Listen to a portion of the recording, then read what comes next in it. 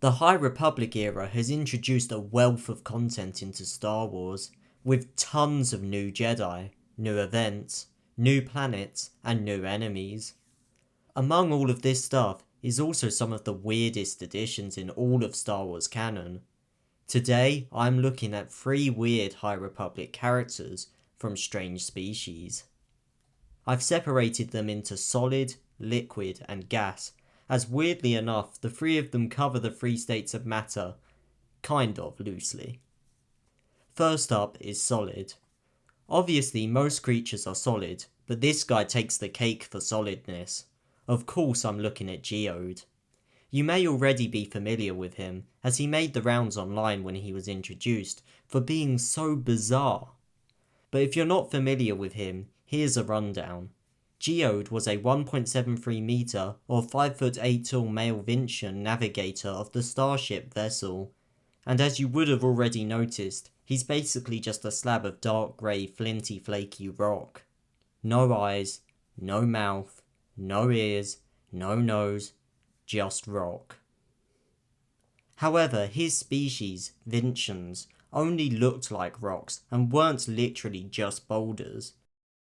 As crazy as it seems, Geode could actually move by himself, and this would confuse or startle those who weren't expecting it. Despite the lack of a mouth, he could communicate, and his real name was apparently only pronounceable by those without a mouth. In 232 BBY, Geode served on the vessel alongside pilot Leox Gyasi and co-pilot Afi Hollow, and they had the job of transporting 4 Jedi to the Starlight Beacon for its dedication. However, the transport freighter Legacy Run collided with a Nihil starship in what became known as the Great Hyperspace Disaster, causing debris to be thrown everywhere. This disaster led to the group becoming stranded on the Amaxine space station, and during the battle there against the Drenger, Geode saved Padawan Reef Silas's life by stopping him from being sucked into the vacuum of space. 2 years later, the crew of the vessel picked up Orla Jareni and Elzar Mann, and rather humorously, Elzar Mann refused to believe that Geode was alive until he suddenly appeared a meter behind him. 2 years after that, Geode and a group including Jedi were sent to Kashyyyk, in response to the Wookiees who had just discovered the Blight there. The Blight was this horrible substance that would spread and drain the life out of anything it touched. While on Kashyyyk, the group discovered a Thorn Seed in the Well of Night. The Thorn Seed was an ancient Sith artifact that could be used to turn plant life to the dark side, to produce deadly poisons, devastate a planet's crops, or create battle terrain. This Thorn Seed ended up being activated by Nihil Mkampa, but fortunately Geode stepped in to save the day. When he got the opportunity, he entered the Well of Night and heated himself to superconductivity, which caused him to explode, destroying the Thorn Seed, but killing him in the process. The day was saved thanks to his sacrifice, a true hero's death. Anyway, on to Liquid. For this there's OrbaLin, an Ugor Jedi Master and Archivist, who served aboard the Starlight Beacon space station, and yeah, he was basically a big blob of slime. Okay, slime is actually a non-Newtonian fluid rather than a liquid, but I'd say that's close enough. Also, if an Ugor gets shot, they become a puddle, and that's good enough for me. Anyway, OrbaLin served on the Starlight Beacon when the Drenger attacked. This attack was stopped by Keeve Trennis, but afterwards Avar Kriss, the station's Jedi Marshal, led a campaign against the Drenger. As a result, OrbaLin came to Valo to represent the Starship Beacon at its Republic Fair. However, that's not the only thing he was doing at that point in time.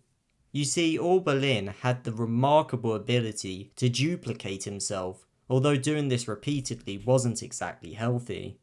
Anyway, while one copy of him was on Valo, another was fighting at the battle on Mulisha against the Great Progenitor, the first of the Drenger, a battle that ended in victory for the Jedi. Meanwhile, the OrbaLin on Valo was facing trouble of his own when the fair came under attack from the Nihil. He and journalist Ryle Dario teamed up to send out a distress signal, but Lorna D and some lesser Nihil attacked them. OrbaLin then fought them off in such a him way, throwing Jedi artifacts from his surroundings at them, while also lecturing them on said artifacts, and using his lightsaber. I love this as it really allows his personality to shine in the battle, and is a fun way of doing things. Also, he successfully beat his attackers and sent the distress signal. Unfortunately, Lorna D would end up getting her revenge aboard the starship Ataraxia during the destruction of the Starlight Beacon, shooting him through his helmet. To clarify, OrbaLin would wear an environment suit which gave him a more human form, but inside he was still a shapeshifting blob, which didn't have a head. Therefore the shot wasn't fatal. However, his duplicated antics, and the fact that his form wasn't centralized as one body when he was shot, meant that his injuries were made worse, and he suffered mental damage. He also then became stuck behind the storm wall, a barrier established by the Nihil that prevented any ships from passing through it in hyperspace and blocked communications. He escaped the Starlight Beacon along with Jedi Knight Gunrul Monchi in an escape pod and landed on Kindosorn. There Keeve Trennis came across him and he attacked her, before then recognizing who she was. He then took her and her group to a cabin where Monchi was recovering from his injuries. OrbaLin revealed that Skier was also on the planet, hiding in the ruins of Tadnir, but he had lost control over his senses. He then went with Terek, Seret and Monchi to a shuttle, while Trennis went to Skier. However, the shuttle had been sabotaged, and therefore was unflyable. While OrbaLin stood guard by the shuttle, he felt the presence of the Nameless, and he helped Seret fight the effects of it. Tay Sirik, a former Guardian of the Wills and vigilante thief, then arrived and killed the Nameless. Tay Sirik told the group who he was, and said that he was there to help the Jedi deal with Hatar, who was hunting Force users. Afterwards, Trennis arrived with Skier and a young girl. The girl lashed out with the Force upon seeing the dead Nameless, and OrbaLin tried to counteract the attack. Seret then drew their lightsaber, which angered Skier. OrbaLin tried to hold Skier back, but was thrown off. Fortunately, Trennis calmed the situation. Sadly, afterwards, OrbaLin found that Monchi had died due to the injuries from the Nameless, which grieved him. The young girl then got kidnapped by Hatar, while the group rested, and Trennis was suffering from visions, and OrbaLin and the group went after her. At this point, Lorna D was with the group, and she revealed that she placed a tracker on the girl. This pursuit led them to Xingqiu Station, where fortunately the girl was found.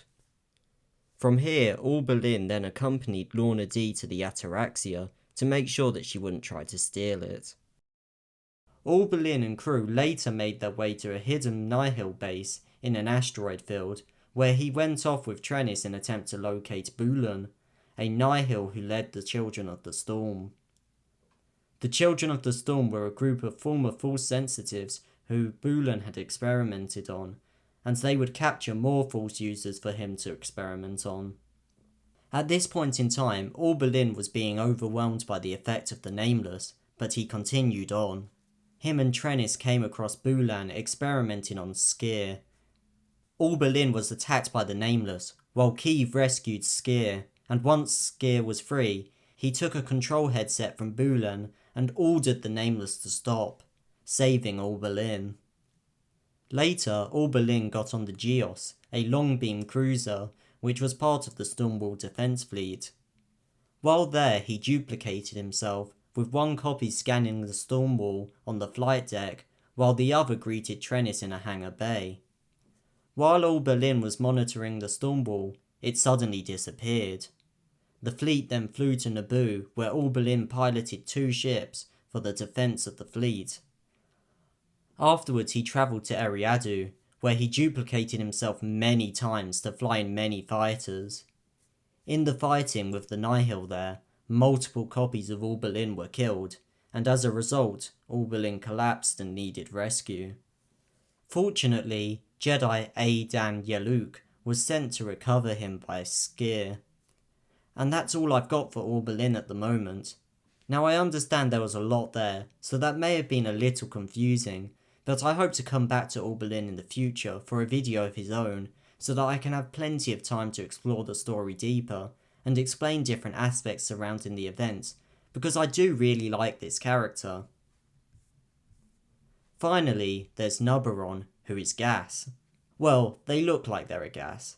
They're actually said to resemble a cloud, and clouds are really collections of tiny water droplets. However, looking like a cloud doesn't make Nubarron a cloud, so as with the rest of the video, I'm just going to recommend you kind of go along with the rough analogy. After all, it's all more just fun vibes based than scientific. Nubarron was a Jedi Master who served as Shipmaster and Quartermaster of the Starlight Beacon. We don't know their species, as Nubarron was quite secretive about it, but it was suspected that their species was a race of Filar Nitsan. For this section of the video, I've been using an edited image of a Filar Nitsan from Legends to represent Nubarron, as there's no images of them in canon, and I figured this would at least be vaguely similar. Nubarron didn't have a clearly defined shape or form, but looked cloud-like. Funnily enough, they didn't just look like a cloud though, but could also actually generate their own lightning. They also couldn't speak like other species, instead communicating telepathically with other Force users. Additionally, their colour would change based on their emotion, being lavender when calm, pink and purple when displeased, and scarlet when more angry. Nubarron would go around hovering, but they had a tall cylindrical jar which they could sink into as well. As a youngling, they were found and put into a circus exhibit, where they were stuck because no one knew they were a sentient being. Eventually, a Jedi Wayseeker visited, and Nubarron was able to communicate with them, asking to be freed. Afterwards, they were taken into the Jedi Order. Like most other Jedi, they were trained in lightsaber combat, and they practiced regularly. Additionally, Nubarron didn't trust Venestra Rowe with starships, and even banned issuing her starships because she had a habit of crashing them. Another happy landing. And that's it for these 3 strange High Republic characters. I hope you enjoyed this bizarre dive into Star Wars lore, and we hope to see you later at Vault Holocron.